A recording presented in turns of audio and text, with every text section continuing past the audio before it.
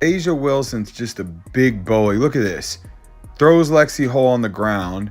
Everything she does is illegal. Look at this one. A moving screen and then pushes Lexie Hull. You think they ever call a foul on A'ja Wilson? It's bullcrap. The Las Vegas stage was set.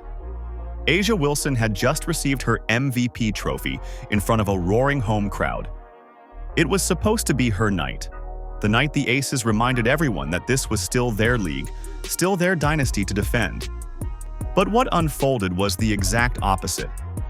The Indiana Fever, shorthanded, overlooked, dismissed by most analysts, stormed into the defending champions' home arena and turned celebration into chaos.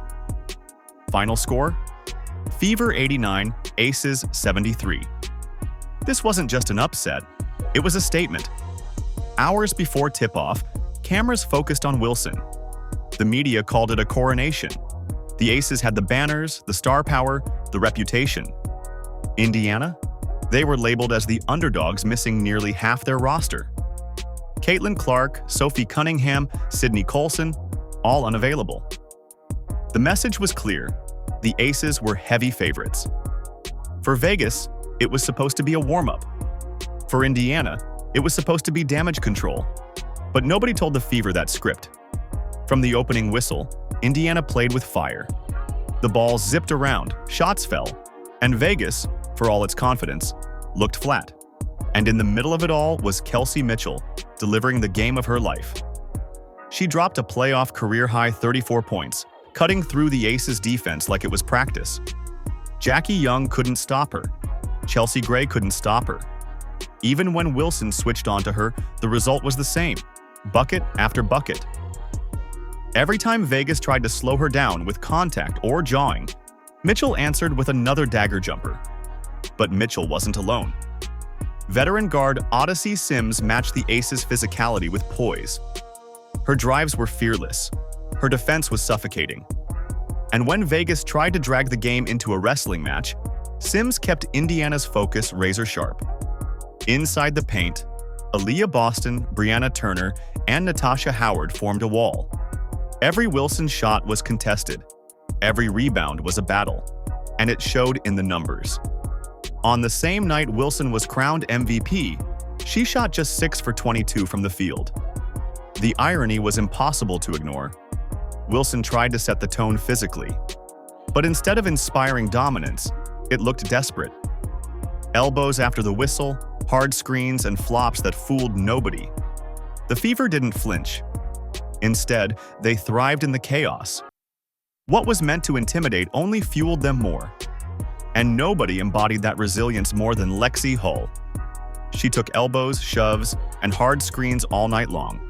But instead of backing down, she locked in defensively, holding Jackie Young in check and finishing with a staggering plus 24 plus-minus. Sometimes stats lie. This one didn't. By halftime, it was clear.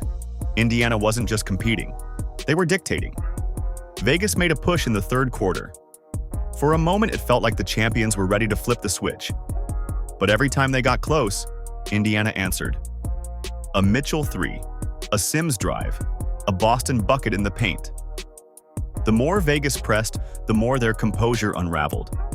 And when frustration took over, the Aces turned to fouls, flops, and desperate tactics. It didn't work. Indiana just smiled and kept playing. By the fourth quarter, the Aces weren't just losing the game. They were losing their composure. The team built on swagger looked panicked. And the Fever? They looked like they belonged. The centerpiece of the night, though, was the matchup everyone had circled. Aaliyah Boston versus A'ja Wilson. Two former South Carolina stars. Two players carrying the weight of their franchises. One crowned MVP hours earlier. The other, a second-year center making her first playoff semifinal appearance. And yet, it was Boston who won the duel. Wilson forced shots. Boston stayed disciplined. Wilson flailed for calls. Boston stood her ground. By the end, the numbers told the story. Wilson frustrated, Boston composed. On the night Wilson got her flowers, Boston quietly outshined her. When the final buzzer sounded, the scoreboard wasn't the only thing that mattered. Indiana had stolen home court. They had humbled the defending champions, and the locker room celebration echoed that energy. Lexie Hull summed it up best. We're capable of whatever we want. The Fever weren't just playing for a win. They were playing for respect. And they got it. Here's why this matters. In a best-of-5 series, 72% of teams who win Game 1 go on to win the series.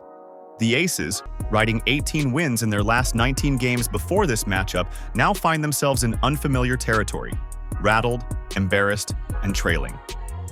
Game 2 becomes everything. Vegas will try adjustments, getting Wilson easier looks, slowing Mitchell, and testing Indiana's depth. But Indiana, they'll play free. No pressure, nothing to lose, and everything to gain. This night was supposed to be about A'ja Wilson's legacy. Instead, it became about Indiana's belief. The Fever didn't just steal a win in Las Vegas. They stole the story. And if they keep riding this wave, the entire playoff picture changes. So what do you think? Did Indiana just crack the code against the Aces? Or will Vegas bounce back in Game 2? Drop your thoughts in the comments.